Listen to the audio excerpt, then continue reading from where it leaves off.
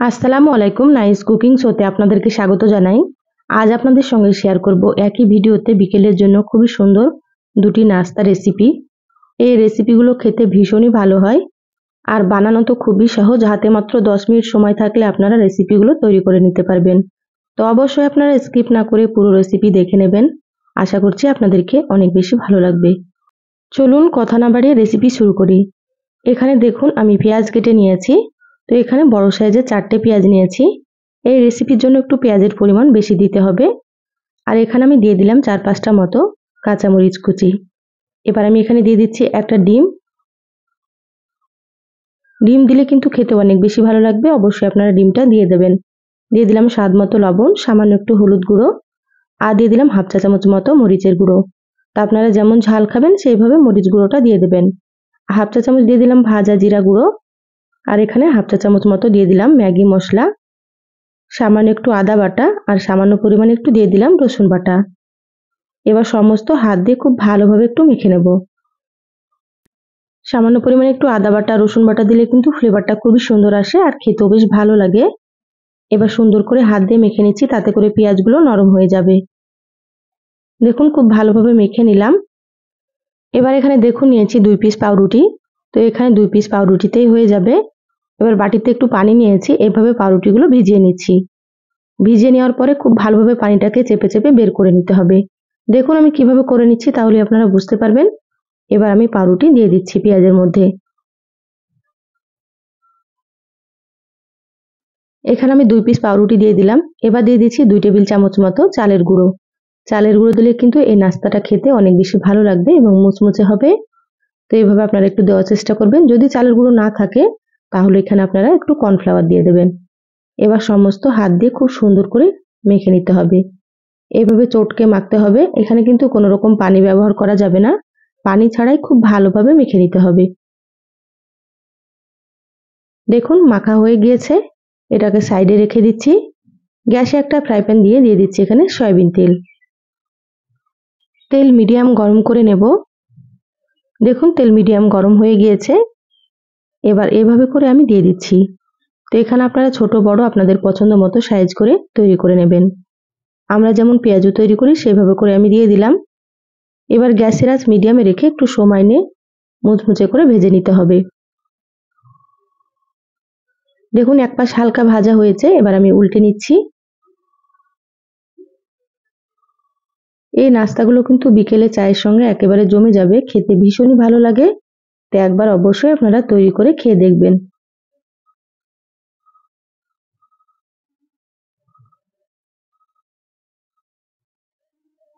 দেখুন সময় নিয়ে নাস্তাগুলো সুন্দর করে ভেজে নিয়েছি, কালারটা কিন্তু খুবই সুন্দর চলে এসেছে। এইভাবে কালার করে ভেজে নিতে হবে, এর থেকে কিন্তু বেশি কালার করা যাবে না, তাহলে কিন্তু তিতা হয়ে যাবে, খেতে ভালো লাগবে না। তা আপনারা এইভাবে করে তুলে নেবেন। এবার আমি তেল ঝরিয়ে টিস্যু পেপারের উপর রেখে দিচ্ছি, তাহলে এক্সট্রা তেলটা সোক করে নেবে। দেখুন সবগুলো ভেজে প্লেটে তুলে নিয়েছি আর দেখতে কতটা সুন্দর হয়েছে। এবার আপনাদেরকে একটা আমি ভেঙে দেখাচ্ছি। উপরটা অনেকটা মুচমুচে আর ভেতরটা হালকা নরম, খেতে ভীষণ ভালো হয়। তো চলুন আবারও একটা রেসিপি আপনাদের সঙ্গে শেয়ার করি।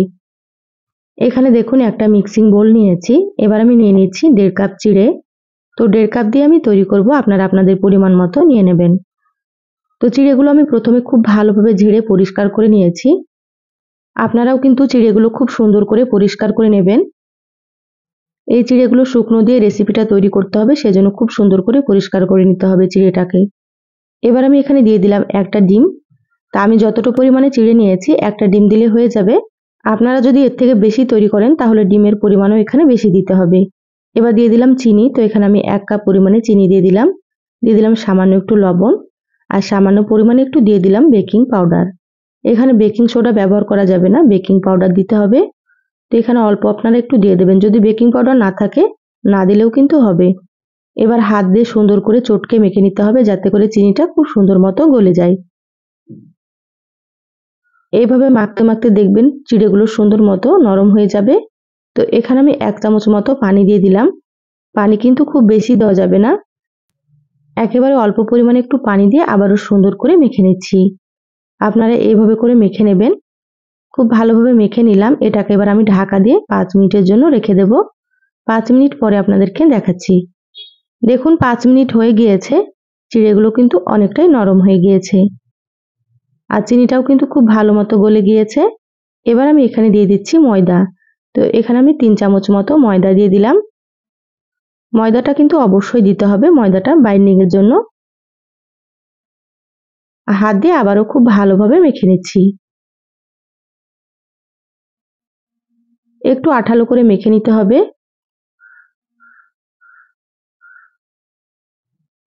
দেখুন খুব ভালোভাবে আঠালো করে মেখে নিয়েছি, দেখে হয়তো আপনারা বুঝতে পারছেন। আমি হাতটা খুব ভালোভাবে পরিষ্কার করে নিলাম, তারপরে হাতে একটু সাদা তেল মাখিয়ে নিয়েছি। এভাবে হাতে আপনারা একটু সাদা তেল মাখিয়ে নেবেন, তাহলে নাস্তাগুলো তৈরি করার সময় হাতে লেগে যাবে না। এবার আমি অল্প অল্প নিয়ে খুব ভালোভাবে নাস্তার শেপ দিয়ে নিচ্ছি।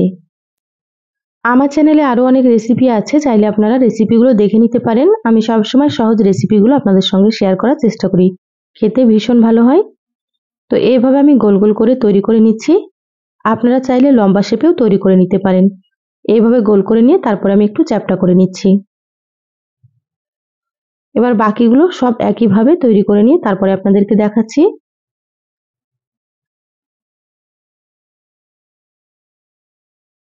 দেখুন সবগুলো তৈরি করে নিয়েছি, এবার এগুলোকে ভেজে নিতে হবে।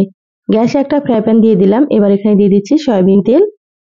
এগুলো ভাজার জন্য কিন্তু খুব বেশি তেলের প্রয়োজন হয় না, দেখুন অল্প একটু তেল দিয়ে দিলাম। তেলটা হালকা গরম করে নিয়েছি, খুব বেশি গরম করা যাবে না, হালকা তেল গরম করে নিতে হবে। এবার আমি একে একে নাস্তাগুলো দিয়ে দিচ্ছি।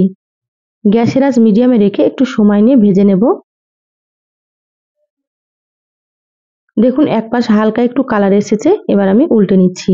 এইভাবে সাবধানে উল্টে নিতে হবে, যেহেতু প্রথমের দিকে এই নাস্তাগুলো অনেক বেশি নরম থাকে, সেজন্য হালকা হাতে এইভাবে করে উল্টে নিতে হবে। সময় নিয়ে নাস্তাগুলো উল্টে পাল্টে কালার করে ভেজে নিলাম। দেখুন কালারটা কিন্তু খুবই সুন্দর হয়েছে, দেখে হয়তো বুঝতে পারছেন আপনারা। এইভাবে কালার করে উল্টে পাল্টে আপনারা ভেজে নেবেন। এবার আমি নাস্তাগুলো তুলে নিচ্ছি। এইভাবে তেল ঝরিয়ে টিস্যু পেপারের উপর রেখে দেবো, তাহলে এক্সট্রা তেলটা কিন্তু শোক করে নেবে। এই নাস্তাগুলো দেখতে যতটা সুন্দর হয়, খেতে মাশাআল্লাহ ভীষণ টেস্ট। তা আপনারা অবশ্যই একবার তৈরি করে খেয়ে দেখবেন। দেখুন প্লেটে তুলে নিয়েছি আর কতটা সুন্দর হয়েছে। এবার আপনাদেরকে একটা ভেঙে দেখাচ্ছি। ওপরটা অনেক বেশি মুচমুচে হয় আর ভেতরটা নরম। এই সহজ রেসিপিগুলো আপনাদেরকে কেমন লাগলো অবশ্যই চ্যানেলের কমেন্ট বক্সে কমেন্ট করে জানাবেন। ভালো লাগলে একটা লাইক দিয়ে যতটা সম্ভব আপনারা ভিডিওটা শেয়ার করে দিবেন। সবাই অনেক বেশি ভালো থাকবেন, সুস্থ থাকবেন।